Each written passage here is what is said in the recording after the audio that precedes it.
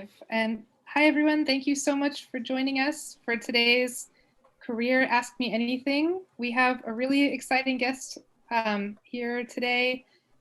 And I'm going to let you go ahead and introduce yourself. This is Karen Camarasa Angelo. So yeah. Do you hear me? Yeah. Hello, everyone. My name is Karen Camarasa Angelo. I'm a graphic designer for, right now for Haven Life. It's an insurance company, but I'm originally from Mexico. I've been living in New York for 7 years, 6 years actually, sorry. And I have a background. I've been working on advertising for almost 8 years, and I transitioned to a digital product design environment around 4 years ago. And I love my work. I really enjoy doing it.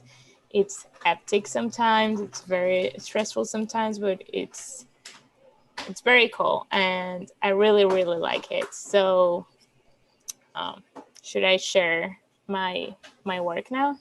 Yeah, that'd be great. If you guys see my screen. Do you see my screen? Yes. Perfect.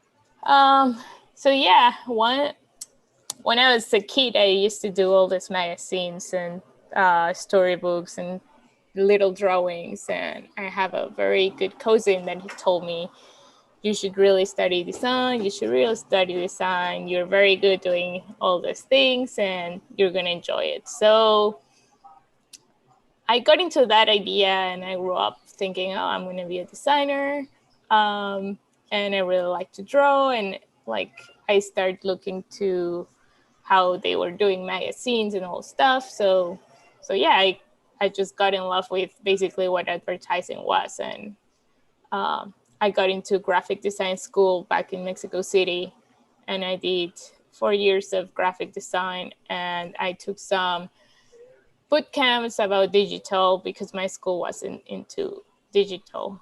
But once I learned about the biggest companies in advertising, and I put my eyes in one of them. And as a goal, I said, once I'm out of college, I'm going to be working for Ogilvy and Mather. I'm going to be a designer there, and I need to figure out what I need to do to make that come true. So I figured out they didn't hire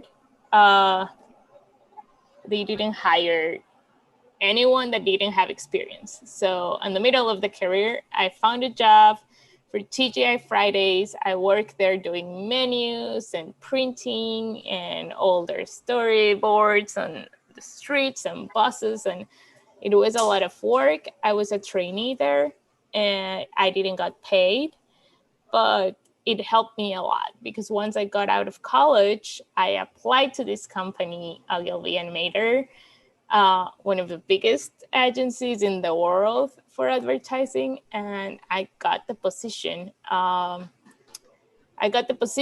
I worked for Medica Sur, which is a hospital. That was my brand, and I had to do all the billboards and all the assets for them. I learned so much. I was so happy that I was able to do print and web design, and it was very, very cool. But one of my favorite clients so far was Hershey's. I did a lot of illustration for them, and all these illustrations went to all the advertising. I put it in my portfolio because it is a whole process, and it was a lot of 3D and digital illustration, and see my work on the stores. It was very, very exciting, especially coming out of college is one of my first things to do. And it became one of my favorite clients because they gave me the opportunity constantly to do it. I worked for KFC, and as I transitioned my career into the digital environment, I worked for Dos Equis, the company for beer. And I did a lot of advertising and social media, and that's when Foursquare and Swarm was like the big hit. And it was very fun. We did a lot of this. We won some awards under the advertising side in Mexico, and I did a lot of Facebook stuff and video, and it was, again, super fun. And then I totally moved to product design, and we created an app for JSK. It's a medical company, and you were supposed to blow on your phone, and it will tell you what was the how were your lungs were doing. And there was like this disease in Mexico, and we were trying to make some awareness about it. And yeah, like people would be telling them how their lungs were doing, and if they were not doing good, they will be sending to the closest doctor possible to them with some like discount or like a little discount on their tests. I have a lot of fun. I learn a lot, and once I figured out that it was my time to work there, I work a long time for them. I wanted to transition to another agency, and I figured out that I wanted to do more. So this agency, it's one of the biggest ones too. It's called Havas, and I work for Chivas Regal, and I did all their social media for a long time. Once I left them because I was coming to live to New York,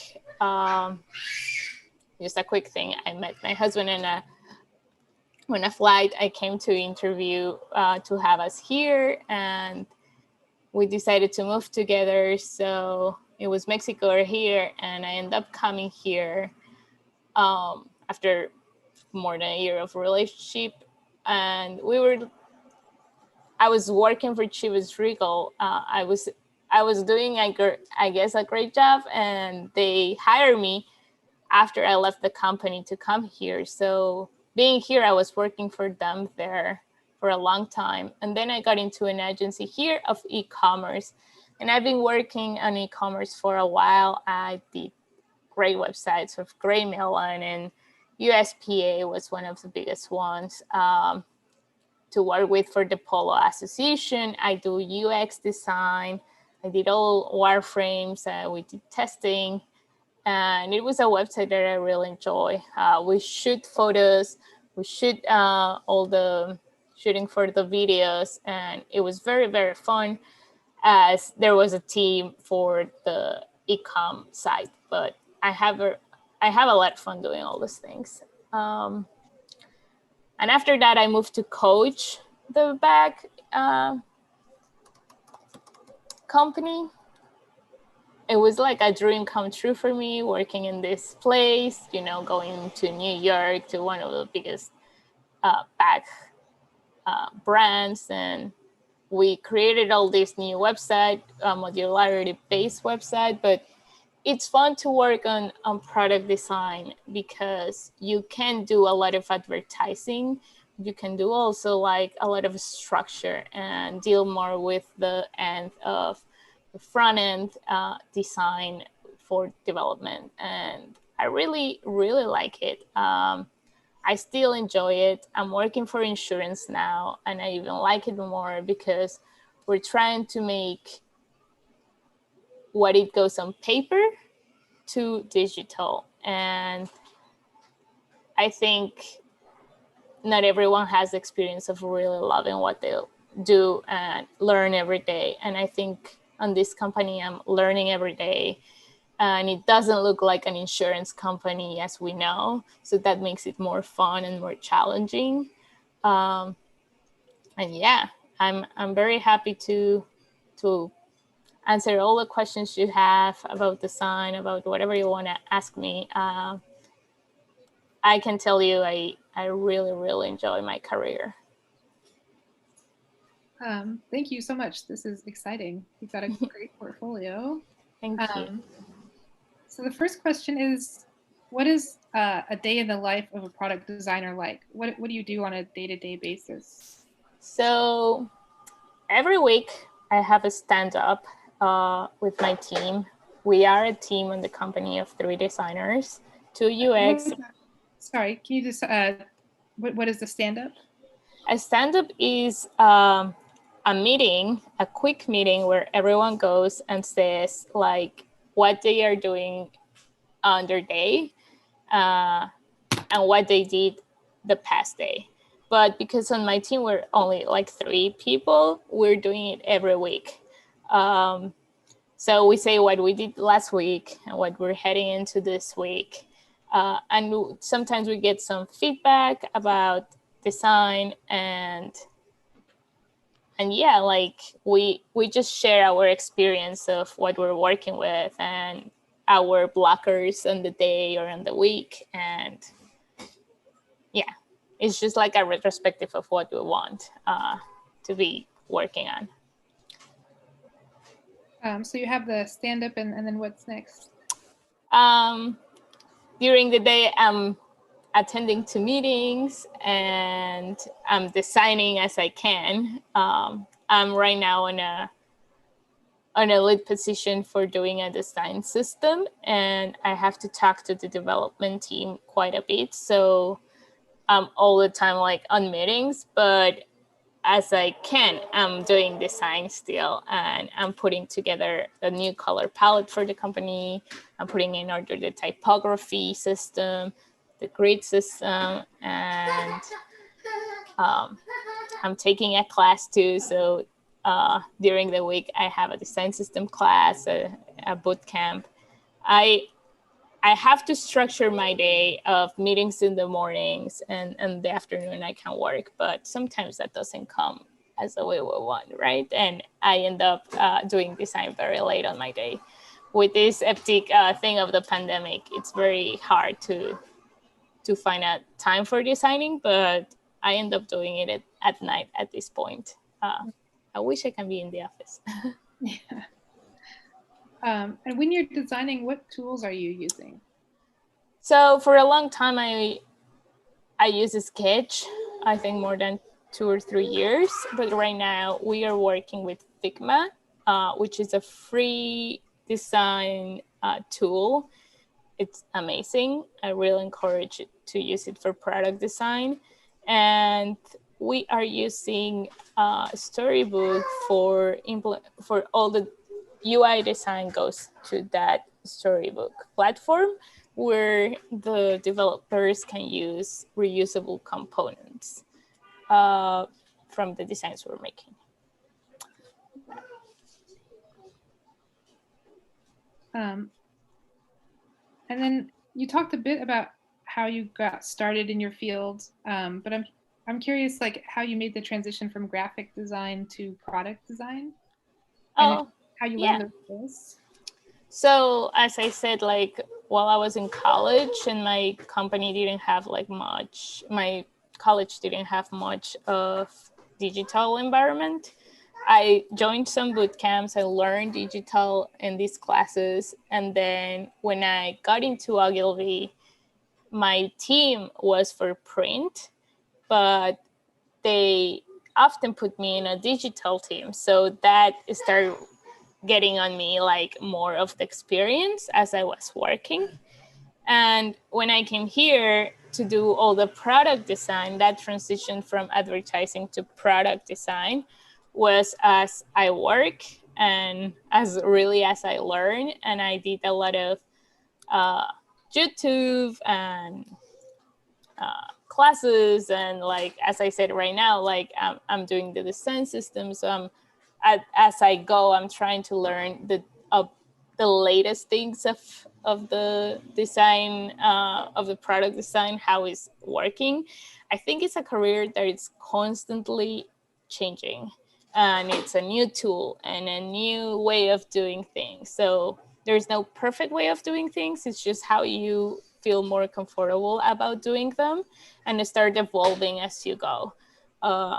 But I think it's so important to have the bases, and for those basics are design, graphic design, like the theory of color, the theory of typography, the theory of like why things are the way they are, the layouts and all the stuff. And all of that is so reusable on product design because you have to use that to create a good product and implement it in the real life.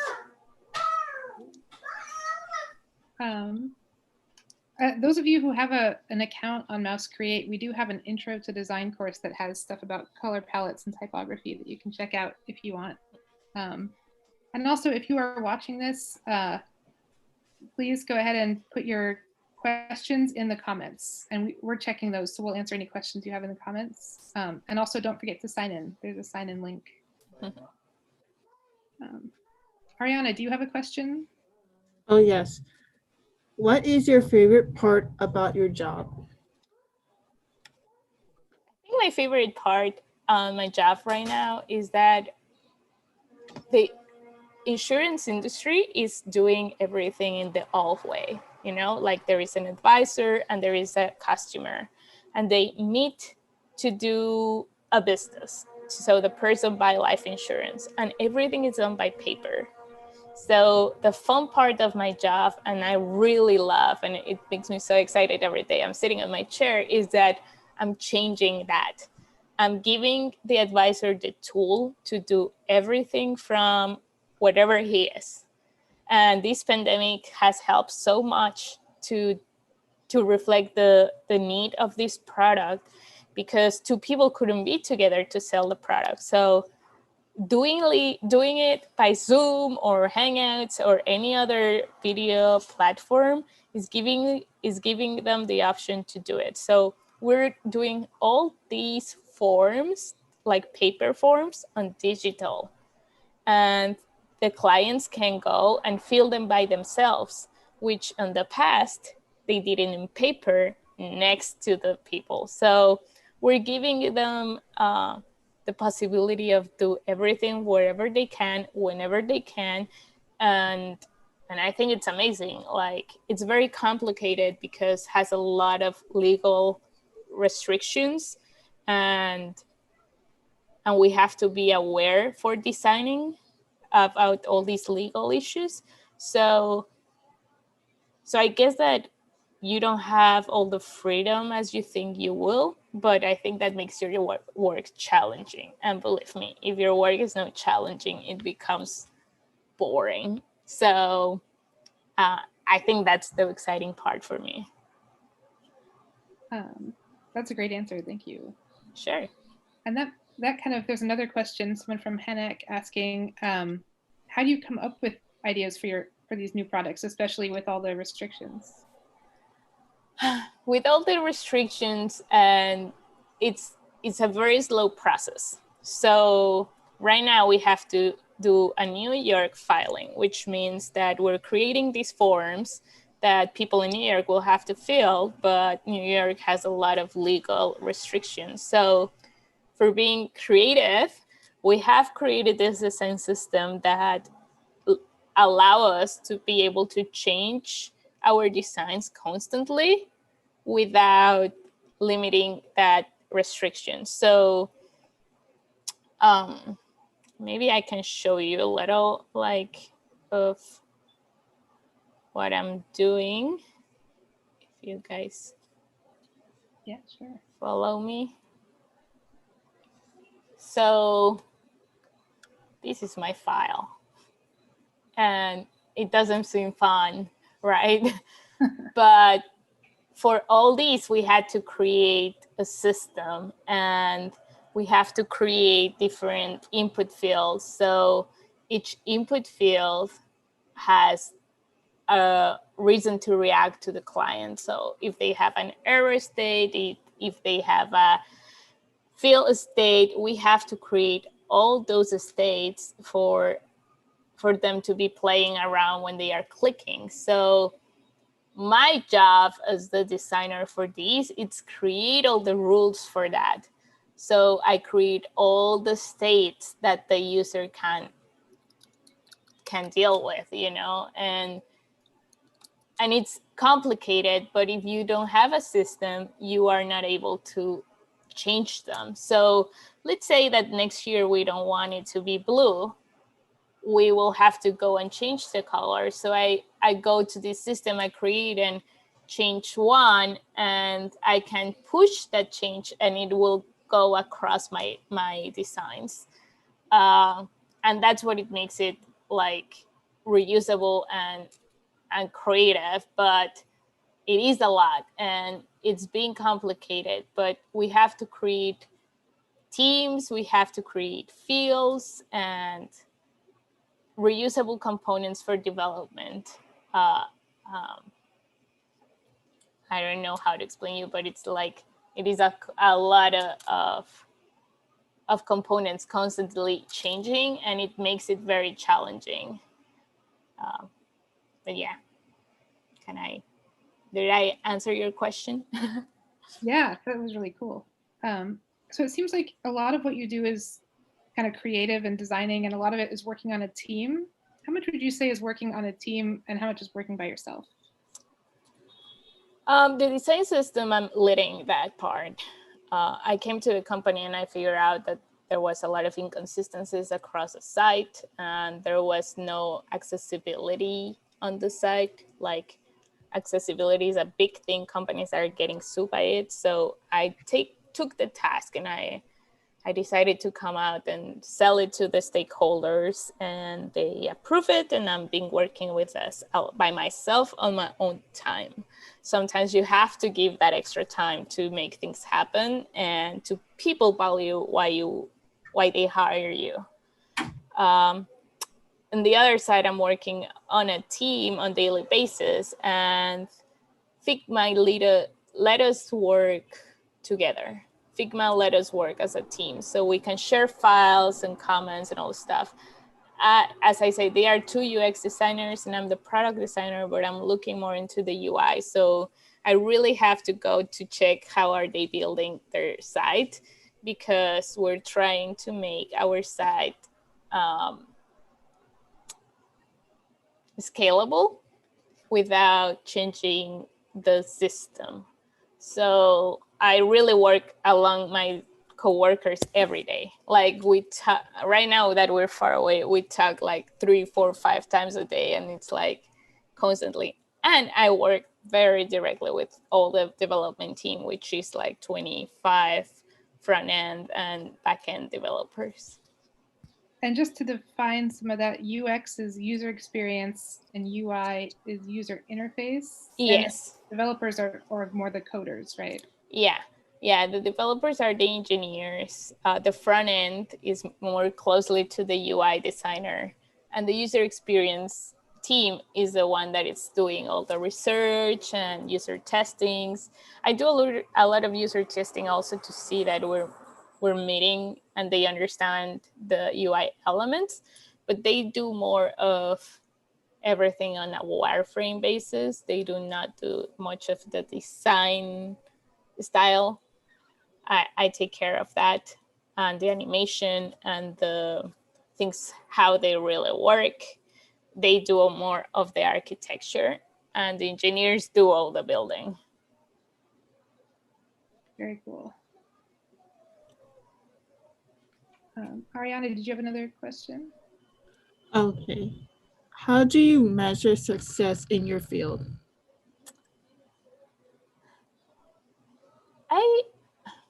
I think product design is having a lot of competition, but I think the competition always will exist. You have to put yourself there.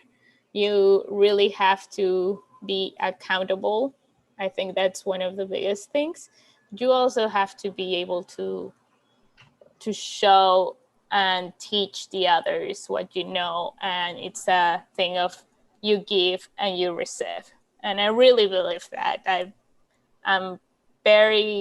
I try to make everyone like work together, because I think that's the way you can also learn. I keep saying once you're out of the college, it doesn't stop there. You have to keep learning, and you don't only learn by a class, you learn by your coworkers, and you learn by yourself. Like, you learn by things you read. Even if you go, I always say, like my husband, I need to go to a museum, because sometimes really seeing creative stuff make you learn and take it to your work, and that is implemented there. So the more you know, the more you can manage like success and put yourself goals. I think that's very important, at least for me.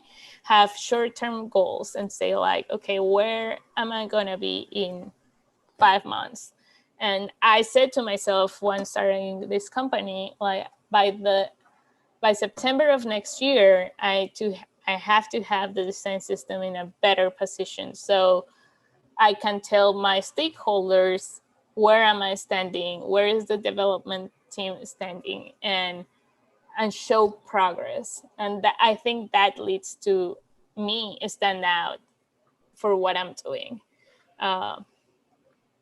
But yeah, like it's difficult. I will not say success. Like you have to be accountable and you have to look for yourself and for others. I think it's a win-win. That's a great answer. Thank you. And I love, I mean, yeah, especially if you're doing something creative, going out into museums or reading books, things like that is really cool. Yeah, 100%. And you mentioned you were currently taking a class or a boot camp. Yeah. So the question, I guess, with that is, what exactly is it that you're studying? Like, what does that mean? And then where do you see yourself in a couple years? So I'm doing a boot camp for design systems, and it's not that I don't know about it, is that I want to learn the most efficient ways designers out there are doing it. So this bootcamp is an online class with different designers across the world. And what we are doing is learning how to scale.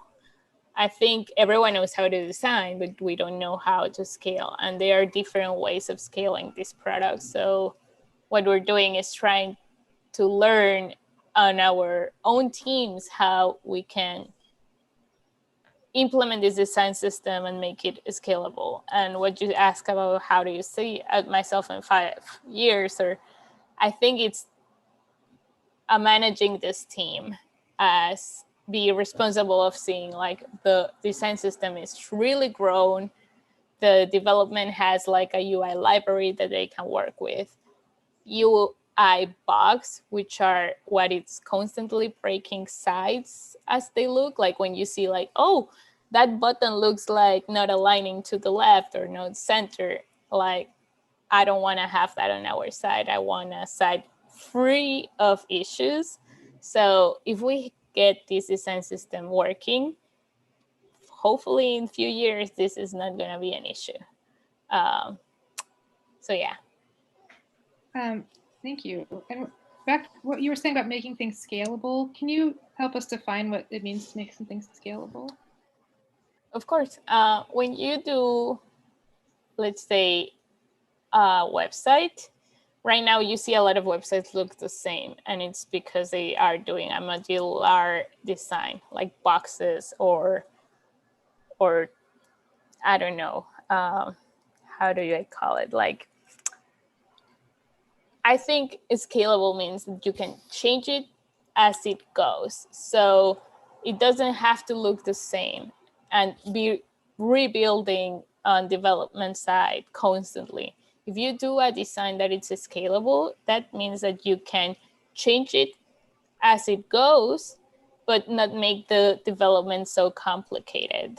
So as I said before, if we change the label on the input field, or if we change the color palette for the action buttons, like those things could change rapidly and not be complicated on the development side.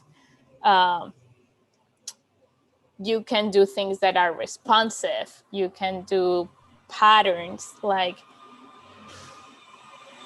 I feel like for a long time, designers feel without thinking to scale. And that's when like you keep adding things to your website, and you have to change the design completely, and it doesn't grow with your site. So I think that's what I am trying to do with my product, and what I want to see like in a few years, that this has grown, but responsive. Thank you. That's awesome. And then also we had a question, what is accessibility? I think if you mentioned accessibility, what does that mean? Oh, sure. So accessibility is about being accessible for everyone, right? Like people who's blind, people that have some problem, like maybe they could not move one hand, or a discapacity, but if it's the way it says, I'm sorry if it's not the word. But this accessibility for me is designing for everyone. It doesn't matter what happens, like everyone is able to see your website as it is. Right now, as I said, accessibility means a lot for us, that there are websites that are not meeting contrast, which means that the color is very light, and some people don't see reds, some people don't see yellows or blues, or so you think you're designing and it looks pretty, but maybe it doesn't look nice to other people. So if I'm actually gonna show you. Oh, thank you. Share. So if you see, recently our company got into a problem because accessibility, and it is not bad. I think most of the websites are not accessible, but we're changing that. We're changing. I'm gonna just do this.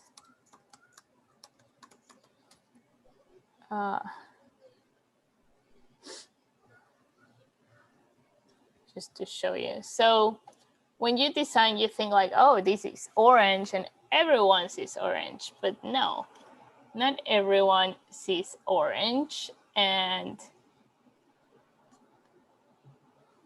it could be hard to see the colors. So give me 1 second.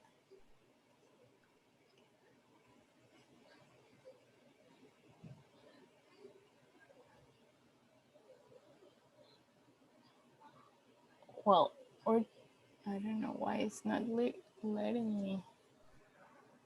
Huh, let me try this one. I'm so sorry, guys. Oh, that's right. It's interesting just to see this kind of setup with the code on one side and. Okay. They are not letting us. So there is contrast ratios that we have to pass in order that it's accessible for everyone. Actually, it's not working like this, so I'm gonna go to this part.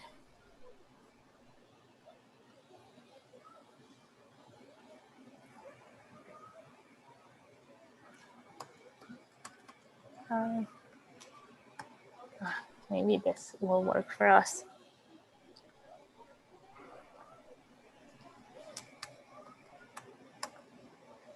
So currently in this part, the grays are super light, and there is complaints of older people are not seeing them. So what we're doing is changing the color palette to make it more accessible, and that means that we're pumping up the grays, and it requires to pass accessibility contrast. And for this reason, we have to change our color palette, and people are going to be able to see it, but also accessibility right now in web design is very important because companies are getting sued because people cannot see things. So for example, there's people that are gonna have to use the tab instead of the mouse because they cannot use the mouse, or we're gonna have screen readers that are gonna come and read exam order from APPS for someone that cannot read. There is many implications between accessibility, but we're trying to make all these standards be on our website. So we're gonna have screen readers. We're gonna meet contrast ratios in our color palette. we're gonna be able to use only tabs, you know, and for all that, you have to be able to create a system that allows have design patterns to be consistent across the site. And when someone with any kind of disability come to your site, they are going to be able to go through it without having an issue of any kind. So I don't know if that is kind of what I could explain you, but I think it's very complicated. It's a very complicated subject, but just as simple as it is, the color has to be visual for everyone. I think that makes a lot of sense. Just, I mean, imagining if you can't, you know, imagining something in black and white, and if it's still readable to anyone. Yeah, exactly. To make sure that it's, yeah, everyone can use it and not just some people. I think that's great. Yeah, that makes it challenge too. All right, here's a good question. What were you like in high school? And if a high school student wanted to pursue this now, like what would you recommend they do? I actually found last year I took a typography class, and there was a girl from elementary school. And I was so surprised she was taking the class. And I asked her, like, how is it you're doing this typography class? And she said that when she was a kid, she used to be like me, drawing and doing and all the stuff. So her mom, instead of pursuing her to learn about chemistry that she didn't like, she pursued her to learn about the things she liked. So she liked magazines too, and she was learning in this class about typography, sizes and different kinds of typography, and we were learning how to do our own typographies. So this girl was in an elementary school. I think it's fantastic that she learned how to do a font, you know, because fonts are things that are being able to sell. So I was like, oh my God, by the time she's in high school and she's doing her own typographies, she's building a career, you know. And I think that if you have a passion about something specific, if you can take a class on your free time, or even in YouTube, there is many other classes, or on a school, like sign in and take that class to make yourself more professional about something you really like. If I could, I would have got more into animation and more illustration and animation and make that work better. I think it's amazing to be to grasp something you really like and get as professional as you can to do that little thing. I think that will make you feel like when you go to college, you have a background of something that you really like, and that could potentially switch and you could learn some other things that you're better at, but try to keep it up. Like, don't get discouraged. I think it's about learning and keep learning and learning, like, of everything, and try to do your stuff. Like, if you're into web design, start doing your website, you know, start putting yourself out there. I think there are many things out there that could help you to learn how to do websites. That's great advice. There's a question. Did you have a moment in your life that made you realize that graphic design was your calling or your passion? Like a particular moment that something happened? I think when I set up my goal of where I wanted to work after college, I wasn't sure that was going to happen, but I was trying. I was trying my best. And when it happened, I was like, this is it. I grew up for this. And that's when I was like more excited about it. And I was very passionate about advertising. It's a very creative field. And I think in the States is even more creative. There is amazing people and amazing brands to work with. But then I'll figure out as I was transitioning to digital that I like more product design. And it is creative, but it's in a different way creative. So like, as I said, yeah, there is parts of your life, but those parts of your life of when you like something can be changing and you're like, oh, now I'm very good at this. So yeah, I think it was then back in my first work. Thank you. That's great. And so we've talked a bit about how you kind of got into this, but say you take some classes and you learn about, graphic design and typography or product design. What steps would you take to actually get a job like this? Like a portfolio or intern? Yeah, I think having a portfolio is very important, and put in the portfolio the things that you want to be doing. When I got this job, as you see, is mostly in my portfolio advertising, but because I was pregnant and I went to maternity leave, I didn't have much time to put my new portfolio up, and I had this company contacting me and I'm like, but I don't have a portfolio. But I had the websites live that I was doing before. So that was kind of my show. Like, I work on this. And when I went to the interview, I brought my files and I walked them through my files and showed them. And yeah, my portfolio was the first thing that got me the interview. They saw my portfolio and they see like, okay, we want to meet with her. And that was like introducing myself to them with all my work. I think it's important to have a portfolio for any kind of designer. How would you create that portfolio? Should it be a website or social media, or is there some other? There is a lot of people that have websites. There is a lot of new product designers that have a lot of their work on Instagram or Dribble. Even Twitter has been a big platform. I think, and because we hire a lot of people, I think it's important to have, even though your own website, because it talks to us a lot about your style, and sometimes having a page that talks more about you. I think it's important, and yeah, like I think it is more of us going through the website and see like who you are, how have you been working in. Even if you're just in high school, in college or whatever, like we can see who you are, and that's very cool.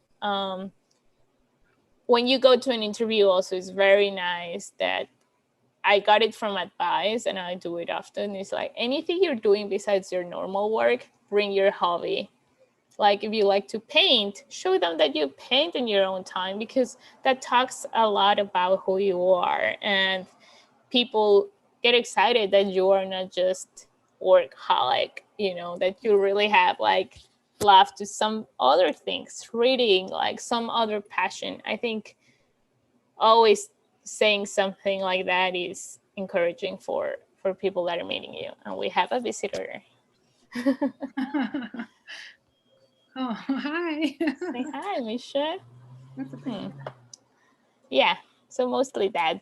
A portfolio and something you personally like. I think we're people, and we should show who we are. Yeah. So guys, if you have any, we have a couple questions yet to be asked, but we are getting towards the end. So if you have any last minute questions you want to ask, put them in the chat now and we'll try to get to them. So I have two questions and I think they kind of go together. So I'll ask them together. And one is, what's your best experience so far in your career, or like, I guess your highlights? And then also like, what's your biggest challenges as a product designer? My biggest highlights.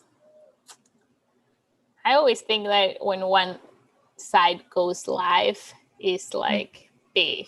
But of course, the most amazing part was for me at the beginning of my career, because it's when the first things come out, and like when I did my first menus for TGI Fridays and I was still in in college, like they went out and all the restaurants in Mexico City from TGI Fridays have my menus, you know, people were holding my menu. Like, how amazing could that be? Then they told me they liked them so much that they print them in Latin America. So knowing those things was like, wow, like this is amazing. Like how better this could be. And digitally, it's even easier to have something live, not like print. Print is more complicated. So seeing those things was very cool. Seeing the campaign for Coach in Times Square was like a highlight. Things like that is very, very amazing. I think I enjoy that part. And the downsides is like I really have to work sometimes at night. And by night, I mean from 9 p.m. to 5 a.m. And it's hard because I think I set up goals too high, and I'm very perfectionist in what I'm doing. So like I end up working too much, I think, and it shouldn't be like that.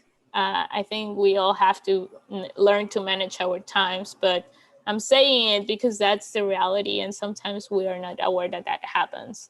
And that was burned me out from my best company, Ogilvy, like the long nights, that the fast pace of products saying like, we need this tomorrow. And like, they forget that we're humans and that we cannot be working late hours. But sometimes the companies didn't like it, and we have to work like from notice by 7 p.m. You have to work tonight. And people think this is only the job of doctors that work long hours. It ends up being designers too, and developers too. And I think that's the downside of it. But the younger you are, the longer you can hang and do it. I think that's even true. Now I'm very tired, and with the baby it's hard.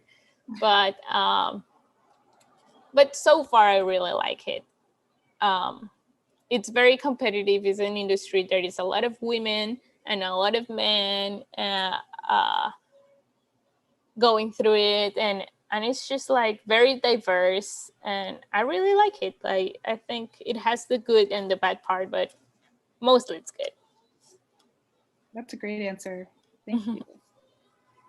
All right, and so then I guess our final question will just be, if you could give one piece of advice to a high school student who's interested in this. I guess maybe you already said it was make a portfolio, but yeah, one single piece of advice, what would that be?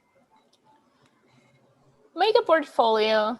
If you like the work of someone and you figure out who did it, contact that person. Like, I have gotten messages from people on LinkedIn or even on my Behance asking like if I can have a coffee with them, or just like something to learn about my career. And sometimes it's good because I have managed to help these people to get interviews in the company of my husband, who works in JetBlue.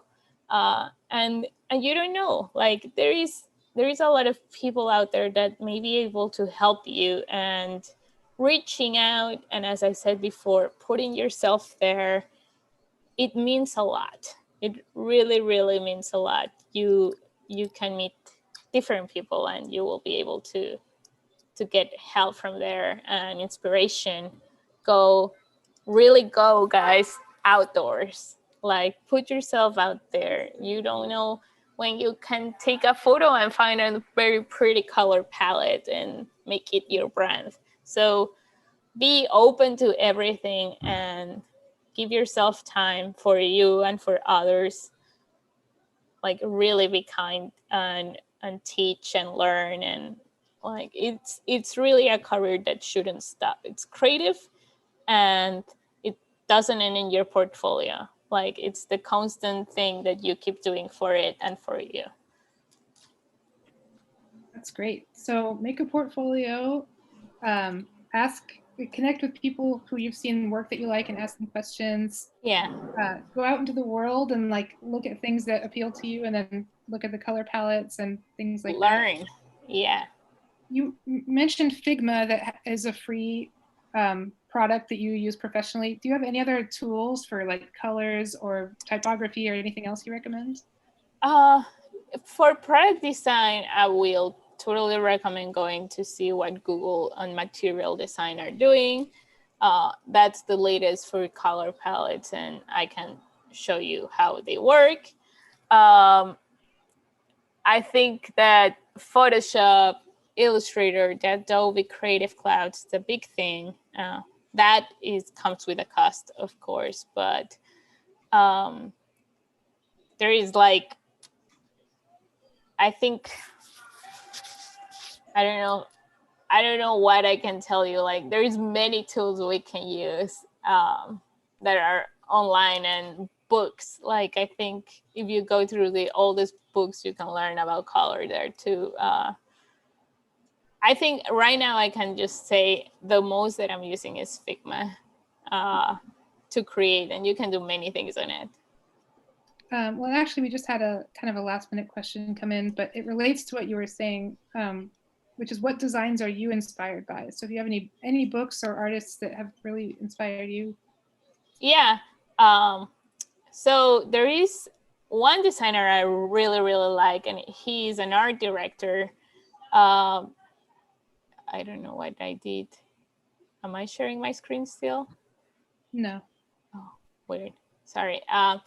Is a designer called Dan Petty. He's based now in Tennessee. He used to be in San Francisco.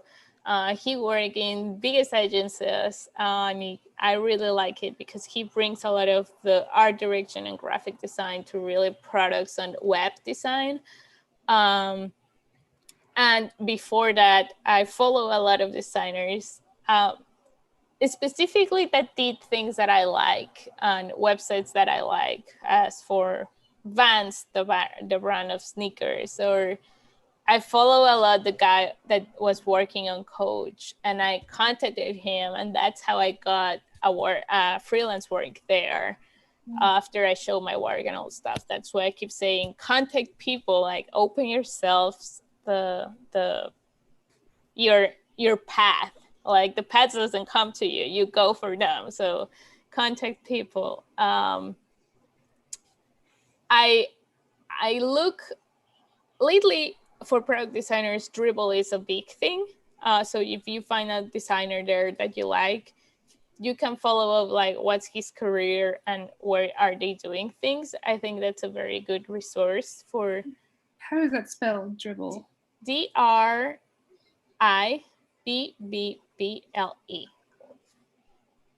Triple. Triple B? Yeah, I'm gonna put it 3. And then you mentioned Behance also, which that's like mostly Adobe. Yeah, Behance. So Behance is a place that people, if you guys are curious, it's BEHANCE, and you can find designers, I'm guessing including you. Yeah. Let me tell you which other ones. Give me 1 second.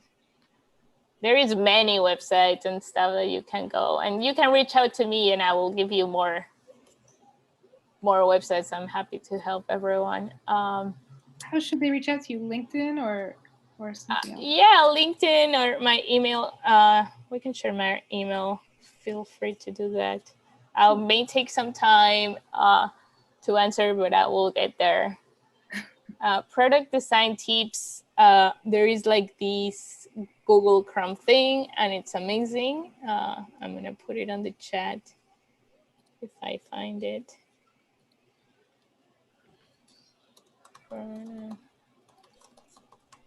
Tips is like,